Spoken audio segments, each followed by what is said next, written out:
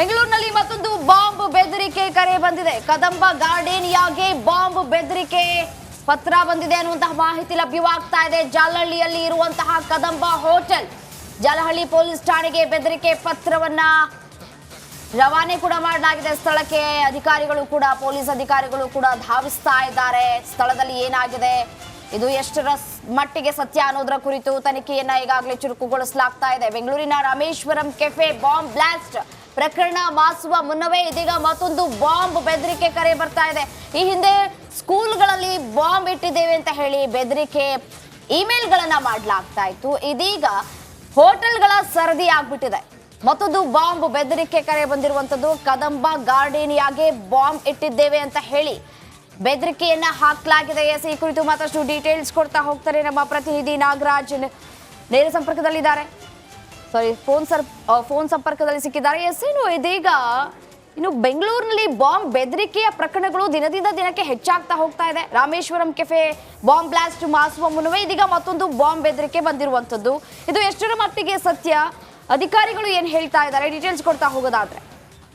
ಖಂಡಿತ ರಮ್ಯಾ, ಏನು ಈ ಹಿಂದೆ ಖಾಸಗಿ ಶಾಲೆಗಳಿಗೆ ಸರಣಿಯಾಗಿ ಒಂದು ಹುಸಿ ಬಾಂಬ್ ಬೆದರಿಕೆ ಪತ್ರಗಳು ಬರ್ತಾ ಇದ್ವು. ಅದಾದ ಬಳಿಕ ದೇಶಾದ್ಯಂತ ಕೆಲವೊಂದು ಮ್ಯೂಸಿಯಂಗಳಿಗೆ ಒಂದು ಬಾಂಬ್ ಬೆದರಿಕೆಗಳು ಪತ್ರಗಳು ಬಂದಿದ್ವು, ಮತ್ತೆ ಇಮೇಲ್ಗಳು ಬಂದಿದ್ವು.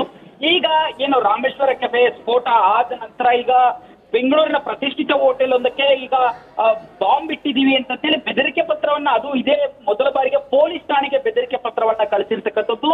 ಈ ಒಂದು ಪತ್ರ ಇವತ್ತು ಬೆಳಗ್ಗೆ ಜಾಲಹಳ್ಳಿ ಪೊಲೀಸರಿಗೆ ತಲುಪಿದ ಕೂಡಲೇ ಏನು ಕದಂಬ ಗಾಡಿಗೆ ಹೋಟೆಲ್ ನಲ್ಲಿ ಬಾಂಬ್ ಇಟ್ಟಿದೀವಿ, ಅದು ಸ್ಫೋಟ ಆಗುತ್ತೆ ಅನ್ನೋ ಒಂದು ಅಂಶಗಳನ್ನ ಪತ್ರದಲ್ಲಿ ಬರೆದಿದ್ದ ಕಾರಣ ಜಾಲಹಳ್ಳಿ ಪೊಲೀಸರು ಕೂಡಲೇ ಕಾರ್ಯಪ್ರವೃತ್ತರಾಗಿ ಒಂದು ಹೋಟೆಲ್ ಅನ್ನು ತಮ್ಮ ಸುಪರ್ದಿಗೆ ತೆಗೆದುಕೊಂಡು ಅಲ್ಲಿ ಒಂದು ಬಾಂಬ್ ಸ್ಕ್ವಾಡ್ ಮತ್ತೆ ಶ್ವಾನದಳವನ್ನ ಬಳಸಿ ಪರಿಶೀಲನೆಯನ್ನ ಮಾಡ್ತಾ ಇರ್ತಕ್ಕಂಥದ್ದು. ಆದ್ರೆ ಏನು ಇಷ್ಟು ದಿನ ಒಂದು ಇಮೇಲ್ ಮಾಡ್ತಾ ಇದ್ರು ಅಥವಾ ಬೆದರಿಕೆ ಕರೆ ಬರ್ತಾ ಇತ್ತು, ಈ ಒಂದು ಪ್ರಕರಣದಲ್ಲಿ ಪೊಲೀಸ್ ಠಾಣೆಗೆ ಪತ್ರದ ಮುಖೇನ ಈ ಒಂದು ವಿಚಾರವನ್ನ ತಿಳಿಸಿರೋದು ನೋಡ್ತಾ ಇದ್ರೆ ನಿಜಕ್ಕೂ ಒಂದಷ್ಟು ಗಂಭೀರತೆಯ ಒಂದು ಪ್ರಕರಣದಲ್ಲಿ ಕಾಣಿಸ್ತಾ ಇರ್ತಕ್ಕಂಥದ್ದು. ಆದ್ರೆ ಇದುವರೆಗೂ ಯಾವುದೇ ಸ್ಫೋಟಕ ವಸ್ತು ಪತ್ತೆಯಾಗಿರೋ ಬಗ್ಗೆ ಆಗ್ಲಿ ಅಥವಾ ಅಲ್ಲಿ ಏನಾದ್ರೂ ಬೇರೆ ರೀತಿಯ ವಸ್ತುಗಳು ಸಿಕ್ಕಿರೋ ಬಗ್ಗೆ ಇನ್ನು ಪೊಲೀಸರಿಂದ ಯಾವುದೇ ಅಧಿಕೃತ ಮಾಹಿತಿ ಲಭ್ಯ ಆಗಿಲ್ಲ. ಜೊತೆಗೆ ಪೊಲೀಸರು ತೀವ್ರ ಒಂದು ಪರಿಶೀಲನೆಯನ್ನ ಮಾಡಿಸ್ತಾ ಇದ್ರು. ಒಂದ್ ಕಡೆ ಆದ್ರೆ ಪತ್ರ ಎಲ್ಲಿಂದ ಬಂತು ಅನ್ನೋದ್ರ ಬಗ್ಗೆನೂ ಸಹ ಒಂದು ಪರಿಶೀಲನೆಯನ್ನ ನಡೆಸ್ತಾ ಇರ್ತಕ್ಕಂಥದ್ದು. ರಮ್ಯಾ, ಥ್ಯಾಂಕ್ ಯು ತಮ್ಮ ಮಾಹಿತಿಗಾಗಿ ನಾಗರಾಜ್.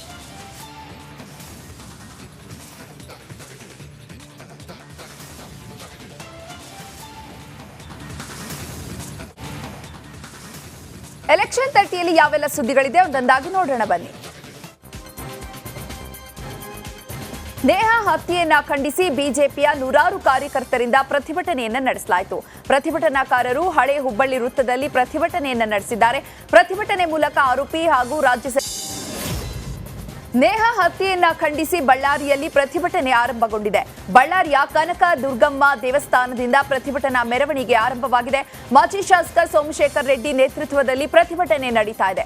ಪ್ರತಿಭಟನೆಯಲ್ಲಿ ಸಾವಿರಾರು ವಿದ್ಯಾರ್ಥಿಗಳು, ಬಿಜೆಪಿ ಕಾರ್ಯಕರ್ತರು ಭಾಗಿಯಾಗಿದ್ದಾರೆ.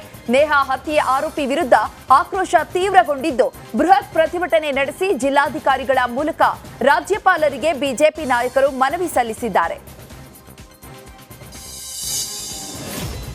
ಹುಬ್ಬಳ್ಳಿಯ ನೇಹಾ ಕೊಲೆ ಪ್ರಕರಣ ಖಂಡಿಸಿ ವಿಜಯನಗರದಲ್ಲಿ ವೀರಶೈವ ಲಿಂಗಾಯತ ಸಮಾಜದಿಂದ ಬೃಹತ್ ಪ್ರತಿಭಟನೆಯನ್ನ ನಡೆಸಲಾಗ್ತಾ ಇದೆ. ಈ ಹೋರಾಟದಲ್ಲಿ ಸಮಾಜದ ಮುಖಂಡರು ಸೇರಿದಂತೆ ಶಾಲಾ ಕಾಲೇಜುಗಳ ವಿದ್ಯಾರ್ಥಿಗಳು ಕೂಡ ಭಾಗಿಯಾಗಿದ್ದಾರೆ. ವಿಜಯನಗರ ಕಾಲೇಜು ಆವರಣದಿಂದ ಪ್ರತಿಭಟನಾ ರ್ಯಾಲಿ ಆರಂಭಗೊಂಡು ತಹಶೀಲ್ದಾರ್ ಕಚೇರಿಯವರೆಗೆ ಬೃಹತ್ ಪ್ರತಿಭಟನೆಯನ್ನ ನಡೆಸಲಾಗಿದೆ. ಆರೋಪಿಗೆ ಗಲ್ಲು ಶಿಕ್ಷೆಯಾಗಬೇಕು ಅಂತ ಹೇಳಿ ಆಕ್ರೋಶವನ್ನ ವ್ಯಕ್ತಪಡಿಸಲಾಗಿದೆ. ನೇಹಾ ಹತ್ಯೆಯನ್ನ ಖಂಡಿಸಿ ರಾಮನಗರದ ಐಜೂರು ವೃತ್ತದಲ್ಲಿ ಪ್ರತಿಭಟನೆಯನ್ನ ನಡೆಸುತ್ತಿದ್ದಾರೆ. ಜೆಡಿಎಸ್ ಬಿಜೆಪಿ ಕಾರ್ಯಕರ್ತರು ರಸ್ತೆ ತಡೆದು ಪ್ರತಿಭಟನೆಯನ್ನ ಮಾಡುತ್ತಿದ್ದಾರೆ. ಮೈಸೂರು ಬೆಂಗಳೂರು ಹಳೆ ಹೆದ್ದಾರಿ ಸಂಚಾರವನ್ನ ತಡೆದು ಕಾರ್ಯಕರ್ತರು ಪ್ರತಿಭಟನೆಯಿಂದ ಕೆಲ ಕಾಲ ಟ್ರಾಫಿಕ್ ಜಾಮ್ ಕೂಡ ಉಂಟಾಗಿತ್ತು. ಪ್ರತಿಭಟನಾಕಾರರು ಕಾಂಗ್ರೆಸ್ ಸರ್ಕಾರದ ವಿರುದ್ಧ ಆಕ್ರೋಶವನ್ನು ಹೊರಹಾಕಿದ್ದಾರೆ. ಹುಬ್ಬಳ್ಳಿಯ ನೇಹಾ ಹಿರೇಮಠ ಕೊಲೆ ಪ್ರಕರಣ ಖಂಡಿಸಿ ಚಿಕ್ಕೋಡಿಯಲ್ಲಿ ಬಿಜೆಪಿಯಿಂದ ಬೃಹತ್ ಪ್ರತಿಭಟನೆಯನ್ನ ನಡೆಸಲಾಗಿದೆ. ಈ ಪ್ರತಿಭಟನೆಯಲ್ಲಿ ಬಿಜೆಪಿ, ಎಬಿವಿಪಿ ಸೇರಿದಂತೆ ವಿವಿಧ ಸಂಘಟನೆಗಳು ಕೂಡ ಭಾಗಿಯಾಗಿದ್ವು. ಪ್ರತಿಭಟನೆಯಲ್ಲಿ ಸಂಸದ ಅಣ್ಣಾ ಸಾಹೇಬ್ ಜೊಲ್ಲೆ, ಶಾಸಕಿ ಶಶಿಕಲಾ ಜೊಲ್ಲೆ, ಬಿಜೆಪಿ ಮುಖಂಡ ಪಿಎಚ್ ಪೂಜಾರ, ವಿವಿಧ ಕಾಲೇಜುಗಳು ವಿದ್ಯಾರ್ಥಿಗಳು ಕೂಡ ಭಾಗಿಯಾಗಿ ನೇಹಾ ಕೊಲೆ ಆರೋಪಿಗೆ ಕಠಿಣ ಶಿಕ್ಷೆ ಆಗಬೇಕು ಅಂತ ಹೇಳಿ ಆಗ್ರಹಿಸಿದ್ದಾರೆ. ಉಡುಪಿಯಲ್ಲೂ ನೇಹಾ ಹತ್ಯೆಯನ್ನ ಖಂಡಿಸಿ ಬಿಜೆಪಿ ಬೃಹತ್ ಮಟ್ಟದಲ್ಲಿ ಪ್ರತಿಭಟನೆಯನ್ನ ನಡೆಸ್ತಾ ಇದೆ.